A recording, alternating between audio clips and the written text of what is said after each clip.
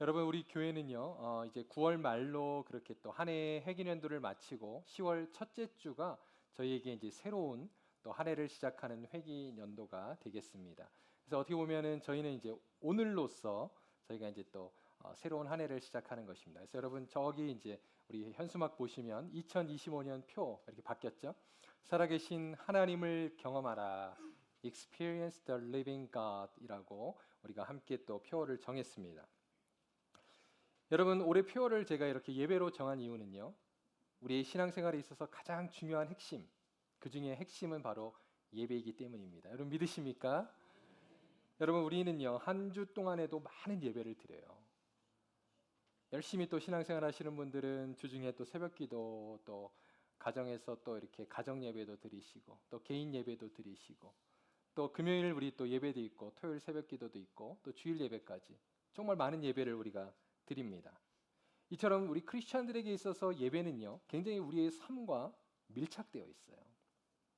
특별히 우리 모태 신앙을 가지신 분들 그리고 또 우리 아이들 같은 경우 보면 어려서부터 이렇게 교회를 다니기 때문에 사실 주말만 되면은 교회 오는 것이 어떻게 보면 굉장히 익숙하고 또 습관적이고 그렇습니다. 물론 이게 굉장히 좋은 점이 있습니다. 그러나 또 단점도 있어요. 왜냐하면 우리가 이제 너무 그냥 형식적으로 또 습관적으로 그렇게 예배 생활을 하다 보니까 우리가 어떠한 준비 없이 그리고 기대감 없이 그렇게 예배를 드릴 때도 많이 있다는 것입니다. 네, 저희 가정도 이제 목회자 가정이기 때문에 저희 아이들이 이제 목회자 자녀들이잖아요. PK라 그러잖아요. Pastor Kids 이렇게 얘기하는데 네, 그래서 그런지 몰라도 어릴 때 이제 아기 때 이렇게 보니까 지금은 이제 고등학생, 중학생이지만 아이 때 보니까요 둘이서 막 이렇게 예배 놀이를 하더라고요. 그리고 또 이렇게 신방 놀이도 하고 막 오빠가 동생한테 신방도 가고 막 머리에 대고 이렇게 기도도 하고 네, 그러면서 막 동생이 오빠 좀 세게 기도해 막 이러면서 네, 둘이 이렇게 노는 것을 어려서 봤습니다. 여러분 예배란 과연 무엇일까요? 우리가 이제 늘 어떻게 보면은 매주 드리는 예배이지만 오늘 우리가 함께 또 예배에 대해서 한번 생각해 보기를 원합니다. 예배라고 하는 것은 영어로 worship이라고 말합니다.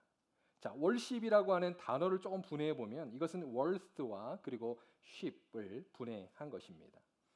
자, worth라고 하는 것은 가치 또는 가치 있다라고 하는 뜻을 가지고 있고요. ship은 무엇입니까? 틀, 형식, 구조라고 하는 뜻이에요. 그래서 이것을 우리가 그냥 직역을 하면 뭐 가치 있는 틀, 형식 이렇게 아마 우리가 번역할 수 있을 것입니다. 그런데 침신대학교의 신학과의 김기현 교수님은 예배를 가리켜 이렇게 의역을 했어요. 굉장히 멋있게 했습니다. 예배란 인생 최고의 가치다 이렇게 말했어요. 그래서 김기현 교수님은 그의 책 예배 인생 최고의 가치에서 이렇게 말합니다. 제가 한번 조금 인용한 내용을 한번 읽어드리겠습니다. 당신이 가치 있게 여기는 것이 무엇인가? 돈, 사랑, 명예, 가족, 성공, 건강. 우리는 늘 가장 가치 있게 여기는 것을 예배한다. 만약 가장 가치 있게 여기는 것이 하나님이 아니라면 당신은 우상을 숭배하고 있는 것이다. 세상과 나를 창조하신 전능하신 분, 우리를 구원하신 사랑과 공의의 그분, 영생으로 가는 유일한 길 되신 분을 가장 가치 있게 여기는 것은 당연하다 그랬습니다. 여러분 그런 의미에서 이제 오늘 우리가요 본문으로 한번 들어가 보도록 하겠습니다. 오늘 본문을 통해서 바른 예배가 무엇인지를 우리가 함께 묵상하고 또 바라기는 오늘 예배를 통해서 하나님을 더욱 존귀하게 예배하는 우리 귀한 성도님들 되시기를 바랍니다. 자, 오늘 본문에 들어가면서 우리가 오늘 본문을 좀 이해하기 위해서는요 본문의 배경을 좀 알 필요가 있겠습니다. 예수님께서 그의 공생의 기간 예수님은 3년 6개월 정도 그의 공생애를 이 땅에서 보내셨어요. 그런데 여러분 이스라엘 지도에 좀 이렇게 익숙하신가요? 이스라엘 지도는요. 사실 이스라엘은 큰 나라가 아닙니다. 우리 대한민국의 한 강원도 정도 되는 나라라 그래요. 그런데 예수님은 주로 북쪽 제자들을 만나셨던 갈릴리 지방 바로 갈릴리 호수가 있는 바로 그 지역에서 많은 시간을 보내셨습니다. 그런데 때때로 이제 절기를 맞아 예루살렘을 방문하기도 하셨죠. 그런데 여러분 한번 지도 한번 보여주시죠. 이스라엘의 지도를 보면요. 지도 속에 바로 맨 위가 바로 갈릴리 지방이고요. 그리고 아랫 지방이 바로 유대 지방입니다. 그런데 이 갈릴리와 유대 지역 사이에 뭐가 있냐면 사마리아 지역이 있어요. 자, 그러면 어떻게 됩니까? 여러분 위에서 아래를 가거나 또 아래에서 위를 갈 때 어디를 통과해야 됩니까? 사마리아 지역을 통과해야 한다는 것입니다. 그런데요, 참 신기하게도 성경을 보면 이 유대인들이 여러분 남쪽에서 북쪽으로 갈 때도 멀게 이렇게 우회해서 들어갑니다. 여러분 사실은 우회한다는 것은 이방 지역인 데가볼리 지역, 즉 이방 땅으로 해서 이렇게 북쪽으로 올라갔다는 거예요.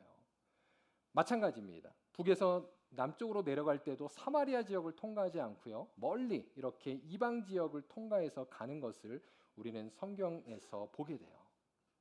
그런데 오늘 본문 4절을 한번 보세요. 4절. 우리가 읽진 않았습니다만 요한복음 4장 4절에 보면 이런 말씀이 있습니다. 사마리아를 통과하여야 하겠는지라 그랬습니다. 예수님께서 이러한 말씀을 하셨다는 거죠. 이게 도대체 무슨 말씀일까요?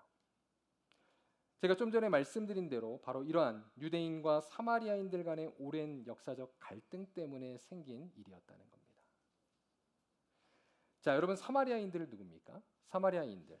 성경에서 사마리아인들은 사실은 좀 무시받는 그러한 사람들이었어요. 특별히 유대인들에게. 그런데 우리가 오늘 그 역사를 조금 더 한번 살펴보도록 하겠습니다. 여러분 사마리아인들은요. 사실 이스라엘의 역사를 보면 이제 솔로몬 이후에 남과 북으로 나뉘지 않습니까? 북이스라엘 그리고 남쪽 유다 이렇게 나뉘게 되는데 여러분 이 북이스라엘 사람들의 후손들입니다. 그들이 사마리아인들이에요. 그런데 왜 이들이 사마리아인으로 불리게 되었을까요? 그 역사는요. 바로 BC 722년경에 북이스라엘이 아수르에 의해서 멸망을 당하게 되면서 시작이 됩니다. 당시에 아수르가 이제 북이스라엘 사람들을 포로로 잡아가기도 하고 또 일부의 북이스라엘에 아수르 사람들이 정착을 하게 되면서 그 가운데 많은 여성들을 강제로 혼인을 시켰던 거예요. 그러면서 어떻게 됩니까? 여러분 이방 사람들과 피가 섞이게 된 겁니다. 그러면서 이제 혼혈족들이 생기게 되고 그러면서 정통 유대인들의 입장에서 볼 때는 이 북이스라엘 사람들이 이제 어떻게 된 겁니까? 부정한 사람들이 된 거예요. 그래서 이들을 사마리아 지역에 있는 사람들, 그래서 사마리아인이라고 그때부터 멸시하고 무시를 하게 되었던 것입니다. 그런데요, 사람들이 바로 이 사마리아 사람들과 접촉하지 않았을 뿐만 아니라 아까 제가 말씀드린 대로 그 지역으로도 안 가는 거예요. 그래서 멀지만 우회에서 그렇게 남과 북으로 사람들이 이동을 했다는 겁니다. 그런데요, 여러분 이러한 배경을 우리가 안다면 오늘 말씀에서 예수님께서 이 사마리아 지역으로 오셨다. 그리고 그곳에서 또 사마리아의 여인을 만나시고 그와 대화를 나누셨다라고 하는 것은요, 매우 이례적인 일이었다는 겁니다. 자, 9절 한번 보도록 하겠습니다. 9절 말씀 한번 제가 읽겠습니다. 사마리아 여자가 이르되 당신은 유대인으로서 어찌하여 사마리아 여자인 나에게 물을 달라 하나이까 하니 이는 유대인이 사마리아인가 뭐라고요? 상종하지 아니함이러라 그랬습니다. 자, 이제 여러분 이 말씀이 좀 이해가 되시죠? 예수님은 그러나 당시의 그러한 문화적 그리고 종교적 여러분 그리고 역사적 장벽을 뛰어넘어서 바로 이 사마리아 여인에게 의도적으로 다가가신 것입니다. 여인은 놀랐어요. 그리고 그녀는 예수님과의 말씀을 나누면서 그가 과연 우리의 조상인 야곱보다 큰 자인지를 묻게 됩니다. 저도 이제 이스라엘 가보니까요. 지금도 이스라엘 사람들은 그러한 신앙의 여러분 족장들, 그 위인들에 대해서 지금도 숭배를 해요. 그래서 그 무덤 앞에 가서 막 이렇게 기도하는 모습을 볼 수 있습니다. 그러면 더 많은 복을 받는다라고 생각해요. 이처럼 그들이 여러분 바로 존경하던 야곱, 여러분 아브라함, 이삭, 야곱 이들은 정말 이스라엘의 지금도 존경받는 그러한 조상들입니다. 그런데요, 여러분 야곱보다 당신이 큰 자입니까? 이렇게 묻고 있어요. 왜요? 바로 예수님의 말과 그의 행동이 너무나도 이상했기 때문입니다. 그리고 비범하게 느껴졌기 때문이죠. 그러자 예수님은 이렇게 말씀합니다. 야곱이 너희에게 남겨진 우물, 거기서 여러분 물을 마시지만 너희는 목마르게 될 것이다. 다시 목마르게 된다. 그러나 내가 주는 물은 영원히 목마르지 않겠다라고 말씀하셨습니다. 그게 바로 오늘 본문 13절, 14절의 말씀입니다. 우리 한번 다 같이 한번 읽어보겠습니다. 시작. 예수께서 대답하여 이르시되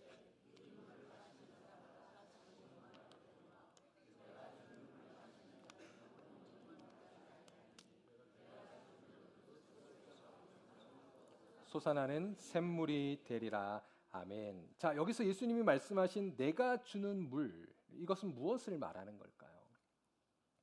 그것은요, 바로 성부 아버지와 성자 예수님께서 보내실 성령을 의미하는 거예요.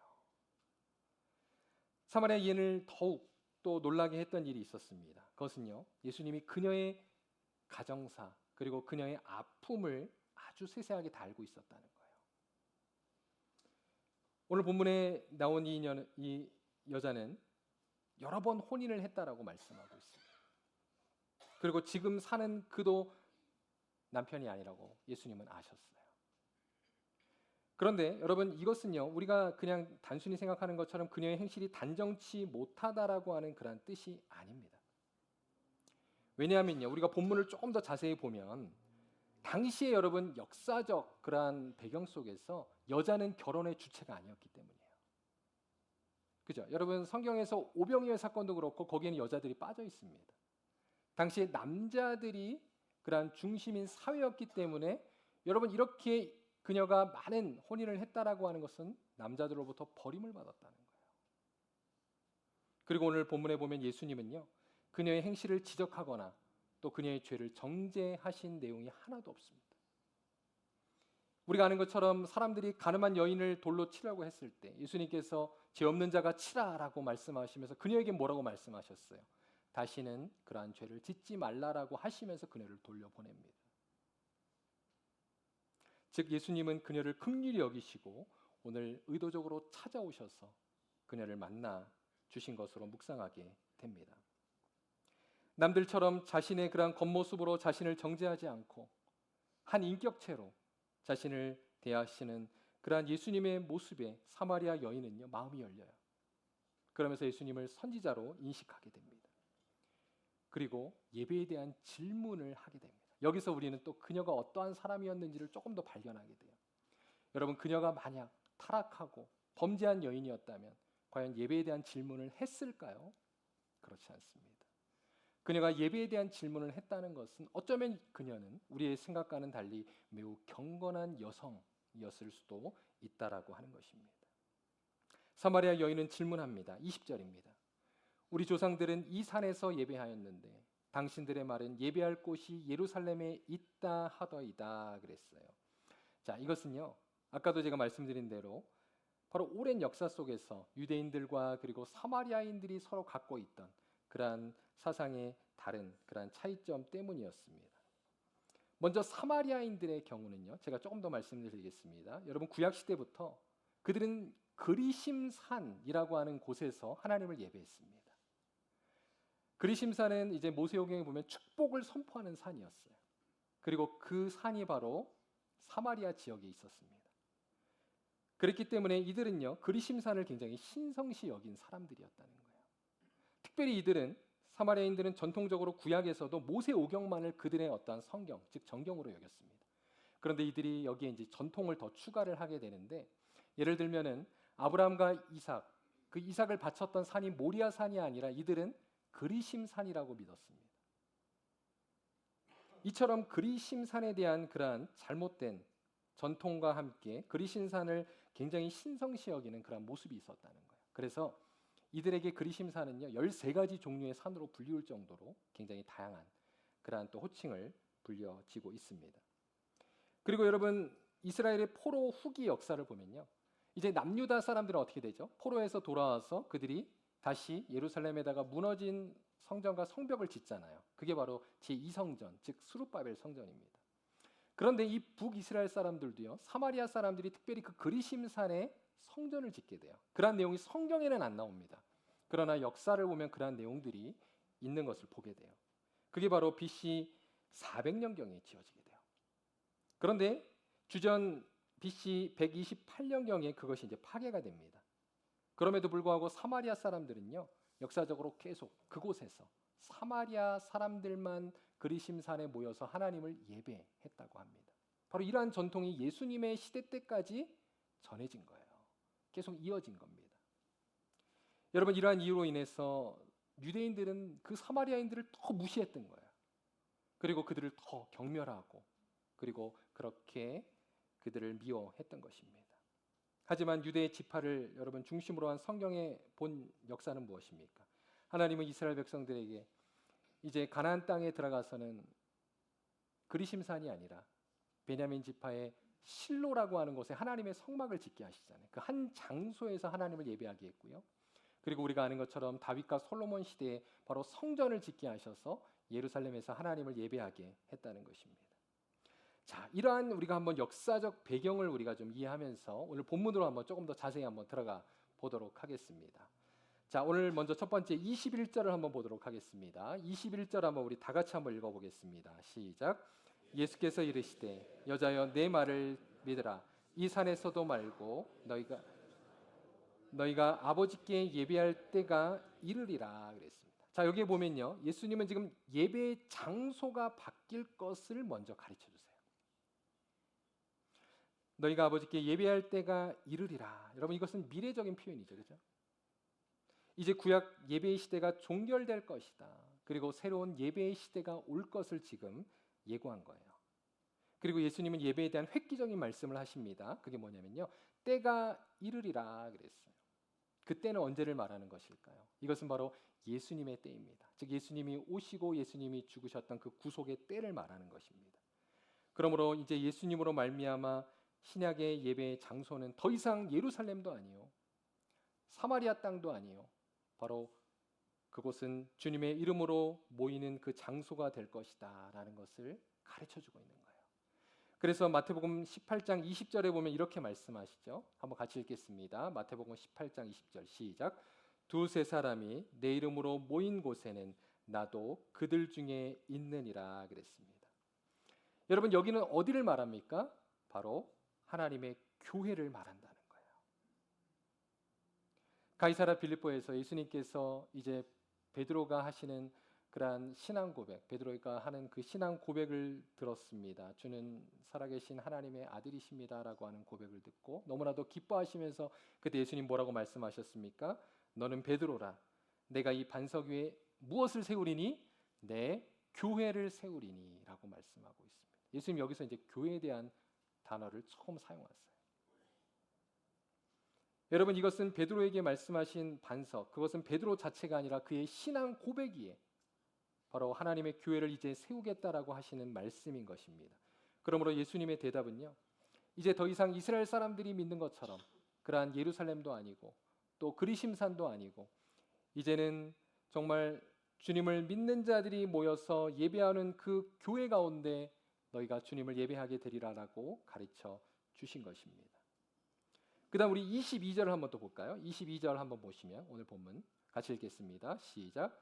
너희는 알지 못하는 것을 예배하고 우리는 아는 것을 예배하노니 이는 구원이 유대인에게서 남이니라 그랬습니다.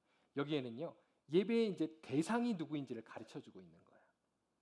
자, 22절을 우리가 그냥 이렇게 보면 사실 그냥 유대인들을 주님께서 인정하시는 것처럼 보여요. 그러나 그런 뜻이 아닙니다. 이 말씀은요, 이제 구약의 예언대로 유대인, 즉 유대 지파의 혈통으로 오신 예수 그리스도로 인해 죄인들이 구원을 받게 될 것이다라고 하는 그런 말씀인 것입니다. 그러므로 여러분, 예배의 대상이 누구이십니까? 바로 그분은 우리 성부 하나님뿐만 아니라 바로 예수 그리스도를 포함한다는 사실입니다. 여러분 믿으십니까? 그러면서 예수님은 이제 그들이 갖고 있던 잘못된 신간을 바꿔주시죠. 그게 바로 오늘 본문 25절에서 26절입니다. 한번 다 같이 읽겠습니다. 시작. 여자가 이르되 메시아 곧 그리스도라 하는 이가 오실 줄을 내가 아노니 그가 오시면 모든 것을 우리에게 알려주시리이다. 예수께서 이르시되 내게 말하는 내가 그라 하시니라. 자, 이제 예수님 가르쳐 주시잖아요. 그가 바로 나다라고 말씀하고 있는 것입니다. 그 다음 마지막 세 번째 23절에서 24절입니다. 우리가 오늘 처음에 읽었던 말씀인데요. 한번 제가 다시 한번 읽겠습니다. 아버지께 참되게 예배하는 자들은 영과 진리로 예배할 때가 오나니 곧 이때라. 아버지께서는 자기에게 이렇게 예배하는 자들을 찾으시니라. 하나님은 영이시니 예배하는 자가 영과 진리로 예배할지니라 그랬습니다. 자, 여기에는 주님께서 이제 예배의 방법을 가르쳐 주고 있는 거예요. 예배의 방법. 우리가 어떻게 주님을 예배하는가? 그것은 바로 영과 진리로 예배하는 것입니다. 왜 그럴까요? 바로 하나님이 영이시기 때문이라는 것입니다. 자, 그렇다면 여러분 먼저 진리가 뭘까요? 진리라고 하는 것은 바로 예수 그리스도로 말미암아 주신 하나님의 말씀을 말합니다. 믿으십니까? 그다음 영은 무엇일까? 영. 여러분 영이라고 하는 단어를 우리가 원어로 보면 이건 푸뉴마입니다. 그런데 이 푸뉴마는요, 이 단어가 무엇과 그 다음에 연결되는지에 따라서 뜻이 바뀌어요. 그런데 여러분 오늘 원어를 보고 또 여러분 특별히 영어 성경에 보시면 이렇게 기록되어 있습니다. In spirit and truth라고 되어 있어요. 즉 in이라고 하는 전치사 안에 두 단어가 같이 연결이 되어 있다는 것입니다. 자, 이 말은 뭡니까? 아까 truth가 뭐라 그랬어요? 말씀이라 그랬죠. 그러므로 이 영은 바로 성령이라고 우리는 해석할 수 있다는 것이죠. 그러므로 여러분 참된 예배의 방법은 무엇입니까? 우리가 말씀과 성령으로 하나님께 예배를 드리는 것입니다. 여러분 이러한 예수님의 가르침, 즉 말씀의 원리대로 하나님을 예배한다면 우리는 하나님을 올바르게 예배할 수 있다는 것입니다.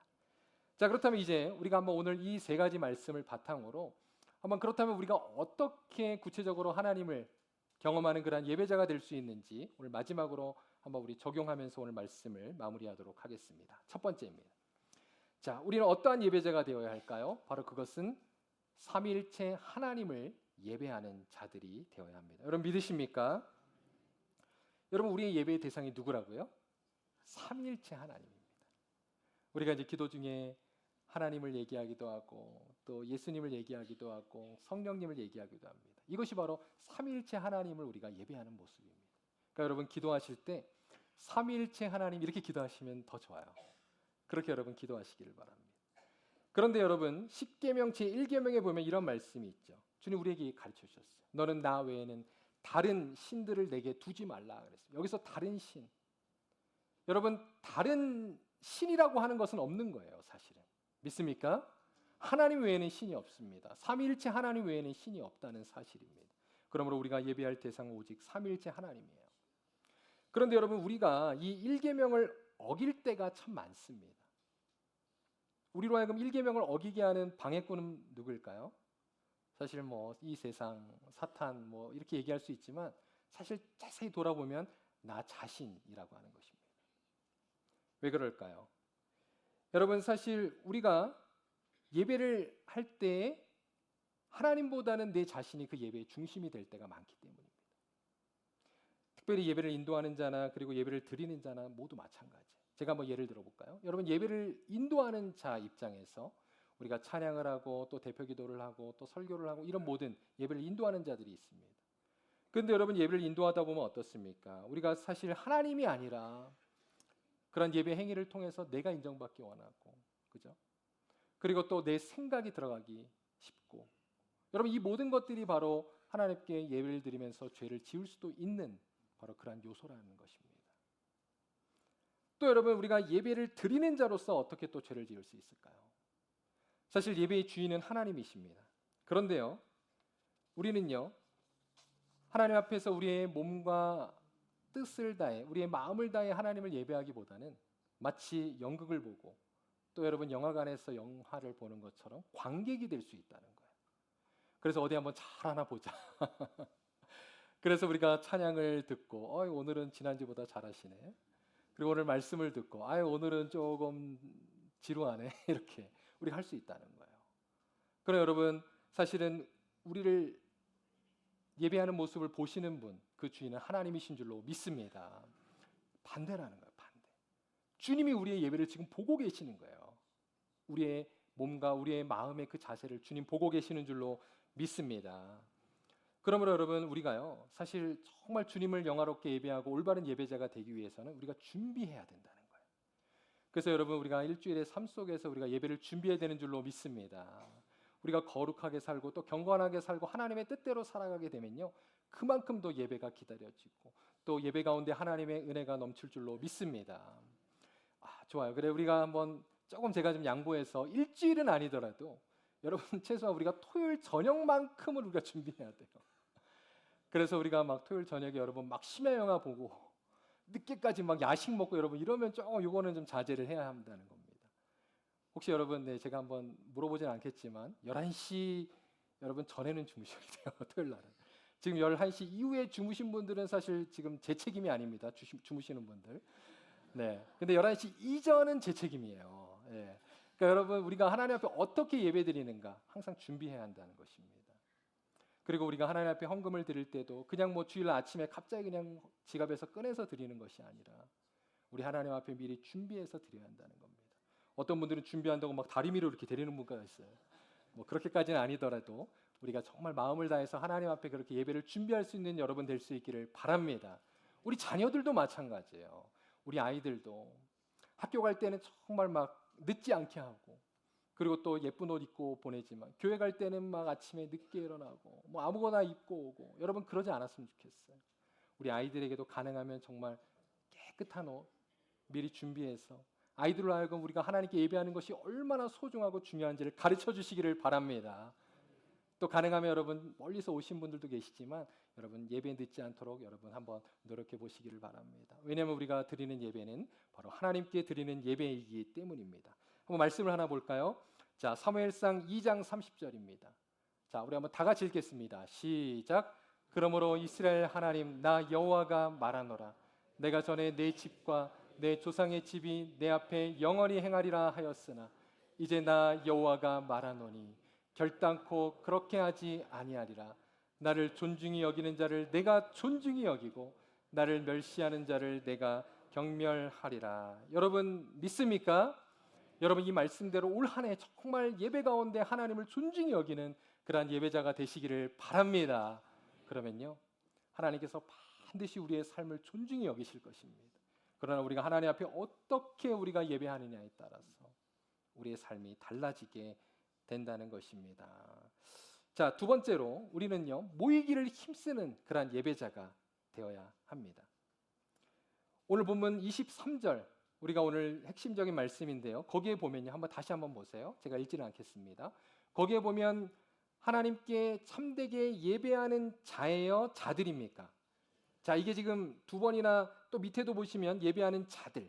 자, 단수가 아니고요. 복수로 쓰였습니다. 이 의미는 무엇입니까? 우리가 하나님을 예배할 때 본래 예배는 공동체의 적이라는 사실입니다. 믿으십니까? 그러므로 여러분 우리가 정말 주님 앞에 예외적인 그러한 경우를 제외하고는요. 우리가 아프거나 또 여행을 가거나 이럴 때를 제외하고는 우리는 항상 교회에 모여서 하나님을 공동체적으로 예배해야 될 줄로 믿습니다. 그것이 바로 성경의 가르침이라는 거예요. 아까도 말씀드렸잖아요. 최소한 두세 사람이 모인 곳에 내가 그들과 함께하리라 라고 주님은 약속하셨기 때문입니다. 그런데요. 우리가 이렇게 공동체적으로 모여서 하나님을 예배하는 일을 사탄이 방해합니다. 그래서 우리 마음에 막 시험에 들게 하고 또 관계적으로 어그러지게 하고 그래서 교회에 오지 못하게 한다는 거예요. 그러나 여러분 정말 주님 앞에 모이기를 더욱 힘쓰고 또 예배하기를 힘쓰는 귀한 성도님들 되시기를 바랍니다. 제가 예전에 이제 우리 교회 오기 전에 이전에 있던 교회에서 청년부를 좀 오랫동안 섬겼어요. 그런데 우리 청년 중에 한 지체가 저에게 이제 그런 질문을 했어요. 어떻게 하면 목사님처럼 그렇게 성령 충만한 늘 삶을 살 수 있습니까? 네, 뭐 제 겉모습이 그렇게 보였나 봐요. 저도 이제 그렇진 못하지만 그때 이제 제가 그 청년에게 그런 얘기를 해줬습니다. 이제 그 청년은 일주일에 한 번 예배에 오는 청년이었거든요. 그래, 내가 더 성령 충만한 삶을 살기 위해서는 그만큼 더 하나님을 많이 예배하기를 원한다라고 가르쳐 주었어요. 우리가 가능하면 또 예배 가운데 계속 주님을 예배하고 또 여러분의 삶 속에서 주님을 예배할 때 그 가운데 하나님께서 성령으로 우리를 만나 주시고 또 성령 충만한 은혜를 주시는 줄로 믿습니다. 그러므로 여러분 올 한 해를 우리가 시작하면서 여러분 이제 더 한번 예배를 사모하시는 여러분 되시기를 바랍니다. 그리고 예배 가운데 더욱 하나님 앞에 우리의 마음과 뜻을 다하여서 주님을 예배하는 우리 귀한 성도님들 되시기를 바랍니다. 자, 마지막입니다. 말씀과 성령으로 세 번째 영이신 하나님을 예배하라는 것입니다.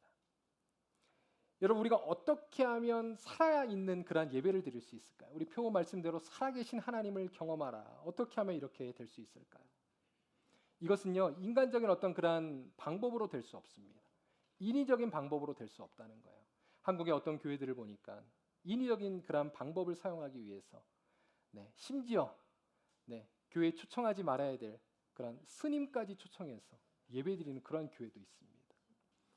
여러분 이러한 모습은요 사실 잘못된 그러한 예배의 모습이라는 것입니다. 자, 그렇다면 어떻게 우리가 예배드려야 될까요? 성령님을 여러분 의지하며 또 말씀의 진리를 붙들고 예배하는 우리 귀한 성도님들 되시기를 바랍니다. 그것이 바로 주님이 우리에게 원하시는 모습이라는 거예요. 여러분, 우리 예배 가운데 정말 말씀을 들을 때 성령님께서 역사하시고 또 우리의 마음을 열어주시고 그 가운데 우리는 살아계신 하나님을 만나게 될 줄로 믿습니다. 여러분, 이것이 말씀뿐만 아니라 또한 말씀에서 가르쳐 주신 대로 우리가 하나님을 바르게 예배할 때 성령님께서는 우리의 기도와 또 우리의 찬양과 우리의 모든 예배 행위를 통해서 영광 받으시고 또 우리 가운데 성령 충만한 은혜로 함께 하실 줄로 믿습니다. 이제 오늘 우리가요, 이제 예배 끝나자마자 바로 우리가 성찬을 할 겁니다. 여러분, 이 성찬, 우리 교회는 이제 한 달에 한 번씩 성찬을 합니다. 그런데 성경에 보면요, 이 성찬도 바로 은혜의 그런 방편이라고 말하고 있어요. 이 성찬을 우리가 거룩하게 그렇게 참여할 때에, 특별히 고린도전서 말씀에 보면 성찬식을 할 때에 우리가 자신의 믿음과 신앙을 점검할 것을 가르쳐주고 있습니다. 그렇게 우리의 신앙을 살피고 우리가 거룩하게 성찬에 참여할 때 주님의 은혜를 또 우리 가운데 주입하시는 성령의 역사가 있게 될 줄로 믿습니다. 자, 여러분, 이제 말씀을 마무리하겠습니다. 오늘 사마리아 여인은요, 예수님과의 만남을 통해서 결국 예수님이 누구이신지를 알게 되었어요. 여러분, 우리도요, 예수님과 사마리아 여인과의 만남처럼 주님께서 우리를 먼저 찾아오셨고 그리고 성령 안에서 믿음을 주셔서 주님을 알게 되었습니다. 그래서 우리는 이제 날마다 주님과 교제하는 그러한 사이가 되었습니다. 그러나 여러분, 하나님과 우리는 동등한 그러한 사이는 아닙니다. 우리 부모와 자식 간의 관계도 마찬가지잖아요. 아무리 부모와 자식이 가깝고 친하다 할지라도 여러분, 부모와 자식 간의 그 거리는 있는 것입니다. 차이는 있는 것입니다. 하나님과 우리와의 관계도 마찬가지입니다. 하나님은 창조주이시고 우리는 피조물이기 때문입니다. 그러므로 우리가 하나님 앞에 예배 드리는 것입니다. 성경에 보면 시편과 사도 바울의 말씀에서 이 자연 만물도 하나님을 찬양한다 그랬어요. 예배한다 그랬어요. 그런데 여러분, 하나님이 가장 기쁘시게 받으시는 예배는 누구의 예배일까요? 그것은 바로 우리 신자들의 예배인 줄로 믿습니다. 왜요? 하나님이 만드신 그 많은 창조물들 중에서 정말 지정의를 가지고 있는, 그리고 자기의 자유의지를 따라서 하나님을 온전히 예배하는 여러분, 피조물은 오직 인간밖에 없기 때문입니다. 그러므로 하나님이 가장 기뻐하시는 예배, 그것은 바로 우리가 자발적으로 하나님 앞에 예배드리는 모습인 줄로 믿습니다. 바라기는 오늘 말씀을 들으신 대로 올 한 해 우리가 어떠한 예배자가 될 것인가, 여러분, 주님을 존중히 여기는 그러한 예배자가 됨으로 말미암아 정말 하나님 기뻐하시고 또 주님께서 영광 받으시는 우리 교회 그리고 우리 모든 성도님들 되시기를 간절히 소원합니다.